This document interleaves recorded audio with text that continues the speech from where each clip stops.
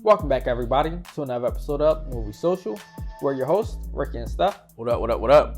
And today on Movie Social, we're going to be taking a review of yet another phenomenal episode of WandaVision. This is episode 5 now. And boy, does it just keep getting better and better. It's just going quickly now. All right, before we get into that, if you like what we're doing on this channel with these reviews for movies, TV shows, video games, and anime, go ahead and like the video and subscribe to the channel, and also share the channel and video with your family and friends. All right, man. Boy, oh boy, a lot of people have been waiting for these action scenes and big informational scenes, and now we're finally getting it just quickly, and it's just rapid. Yeah. Hi ho silver, Bro, let me tell you something. Grief is something crazy. Yeah. We found out that this happened 9 days before all this started. Well, nine days before all this started, she went into the sword compound, got Vision's body, and disappeared. So basically, we found out that this is basically all. Well, when we now have a timeline to figure out how long it has been since the blip, the defeating of Thanos, and then boom. Yep, but seeing Vision on that table like that, I was like, man, so that ain't so. So here's the thing. In pieces. Is Vision dead? Not anymore. She brought him back. They said that. She brought him back. So what is but how keeping is the question? Yeah, what is keeping him alive? Remember, let's just face facts. She's the most powerful character in the MCU.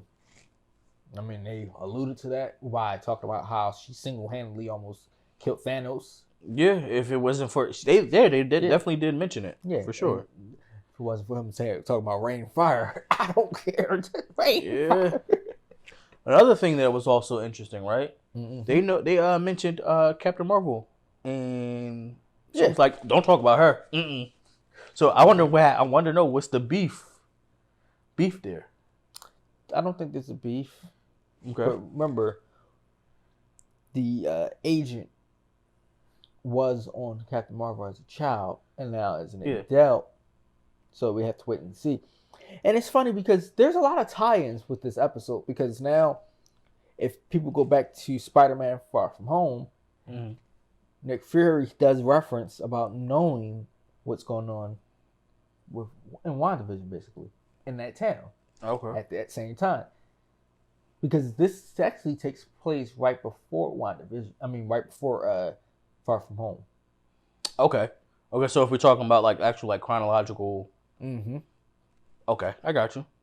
This only makes sense because again, this only been a couple days. Yeah. Since the blip. Yeah. I mean, was reversed. And Spider-Man wasn't that far from since the blip happened either. Exactly. So yeah. So let's just say that this is 2 weeks before Spider-Man Far From Home.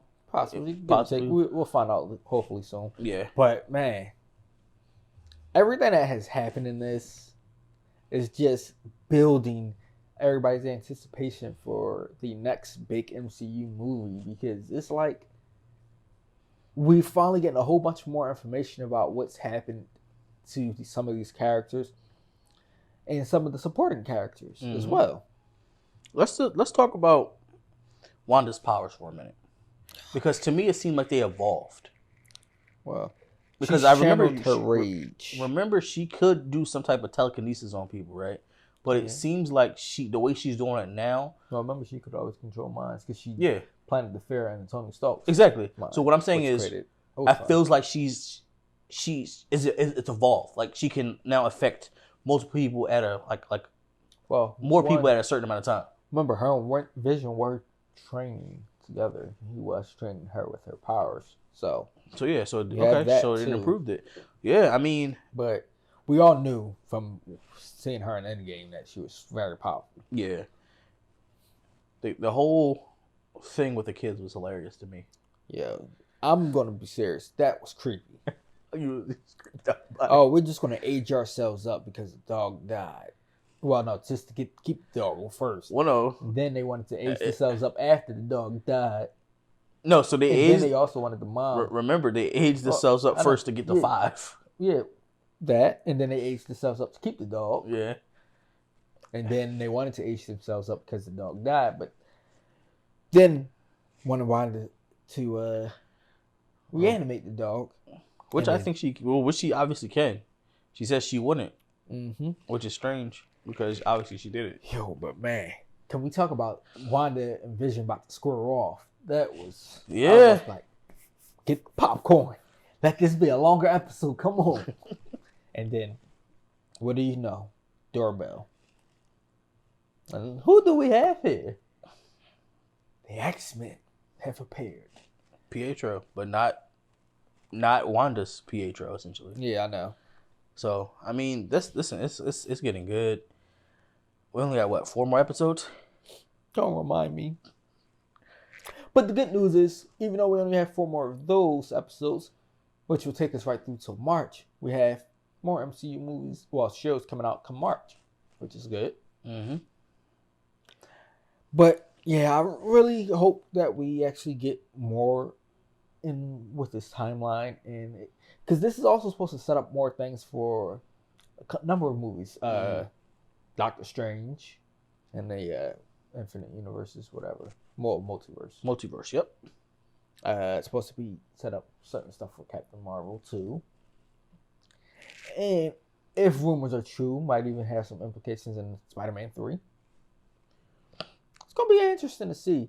But can we take a moment and discuss our agent here, who so stupid to piss off Wanda?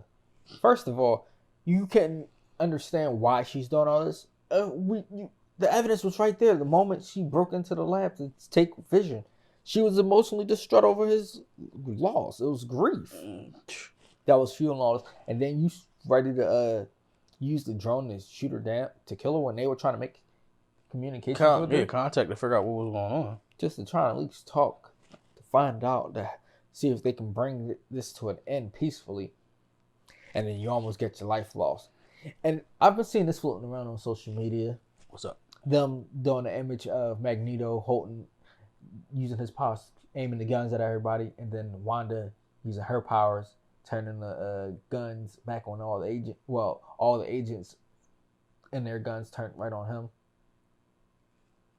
At the end, when she came out the town, came right to them at the border of it. So that was like a theory or something? No, just symbolic, I guess, and also maybe foreshadowing of X-Men coming out. Who knows? I mean, because you also did have an X-Men character appear at the end of all this too, and then you have that happening too. Who knows? But definitely going to be interesting to see how she responds to all this. What you think? What do you guys think is going to happen at the end? I mean, after this encounter, I think it's going to be an all-out war with Vision choosing, with Vision and her fighting. It has to be. It definitely is foreshadowing that to me. Well, does Vision get back all his memory? It's going to be the question. That's a good question. That's a very good question. And do you think Wanda's going to become the next big villain for the MCU? I mean, there's a great chance that she could be the new villain. Be sad, but it's possible. What do you guys think? Yes or no? Let us know in the comments below. And tell us also what you thought about episode 5. And until next time.